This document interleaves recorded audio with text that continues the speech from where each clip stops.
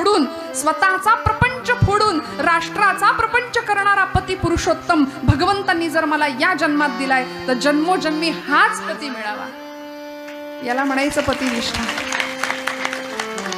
एवढा त्याग, ही देशनिष्ठा होती. अनेक उदाहरण आमचे छत्रपती शिवाजी महाराज असतील, सावरकर असतील, भगतसिंग असतील. 22-23 वर्ष हे फासावर जाण्याचं वय होतं का हो? इकडे फाशीचा कार्यक्रम चालू आहे आणि भगतसिंगांची आई ढसाढस रडतीये. लोक विचारतायत, आई साहेब तुम्ही का रडता? भगतसिंगांच्या मातोश्री म्हणतात की मेरा भगत जा रहा है इसलिए मैं नहीं रो रही हूं. माझा भगत निघून चाललाय, त्याला फाशी दिली जाते म्हणून मी रडत नाहीये. तर माझा एकच पुत्र मी या देशाला देऊ शकले म्हणून मी रडतीये म्हणाले. याला म्हणायचं देशनिष्ठा. केवढा मोठा त्याग श्रोते हो. आणि हा त्याग तुम्हाला मला जमावा याकरता तुकोबराय आम्हाला ही आचारसंहिता भक्ताची सांगतात. काय असलं पाहिजे भक्त म्हणवून घेण्याकरता? निष्काम, निश्चळी, विठ्ठली, विश्वास, पाहो नये वास आणि कांची. श्रोते हो, तुमचं माझं काम काय आहे? काय करायचं तुम्ही? आम्ही कीर्तन ऐकलं, कथा ऐकली, रोज नवीन नवीन, आज महिला सप्ताह सुरू आहे, रोज नवीन कीर्तनकार येऊन तुम्हाला काहीतरी सांगतायत. आम्ही काय करायचं? सप्ताह संपला, झालं जैसे थे, है की नाही? पहिले पाडे काही ते आपल्याकडे म्हण आहे ना. आमच्या लेवलवर आम्ही काय करायचं? आमच्या पातळीवर आम्ही काय करायचं? आम्ही काहीतरी देणं लागतं की नाही? या मातीचं, या समाजाचं, या राष्ट्राचं, या देशाचं. आईच्या गर्भामध्ये जन्म होतो, मातेपासून प्रवास सुरू होतो आणि मातीपर्यंत जाऊन पोहोचतो. माता ते माती असा प्रवास आहे. मग या प्रवासात आमचं कर्तव्य काय? अहो, आमच्या माता भगिनी रोज तुळशीला पाणी घालतो की नाही? आम्ही तुळशीला पाणी घातलं लगेच घरात आलो असं नाही होत. आजूबाजूच्या रोपट्यांवर सुद्धा पटकन गडबडीत का होईना शिंपडून माघारी येतो.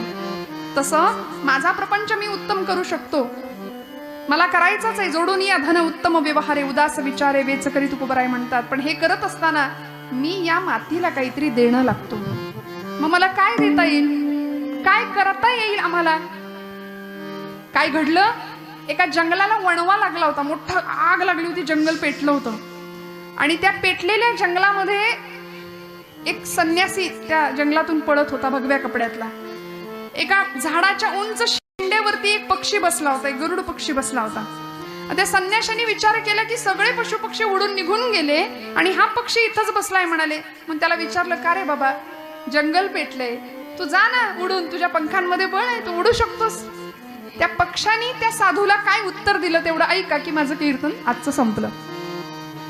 त्या पक्षाचं उत्तर असं होतं, तो म्हणाला, फल खाये इस पेड़ के.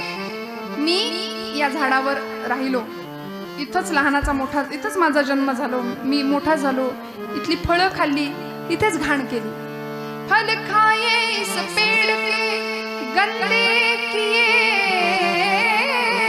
है पात, अब यही मेरा फर्ज है,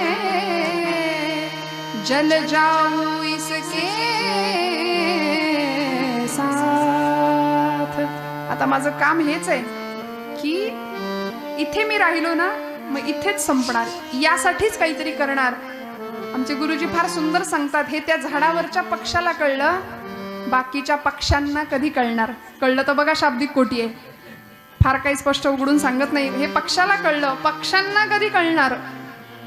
हा, त्यामुळे अशी निष्ठा, असा विश्वास, अशी निश्चळता आणि असा निर्धार तुमच्या माझ्याकडे असेल तर तुकोबराय शेवटच्या चरणामध्ये म्हणतात, तुका महाराज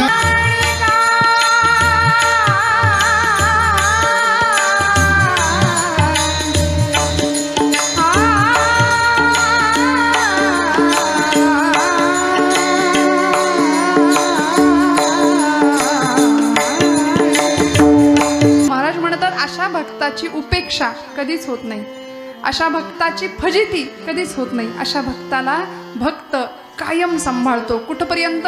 निर्वाणी गोविंद असे मागे पुढे, काहीच साकडे पडवणे दी. भगवंत पूर्णपणे जबाबदारी घेतो आपल्या भक्ताची.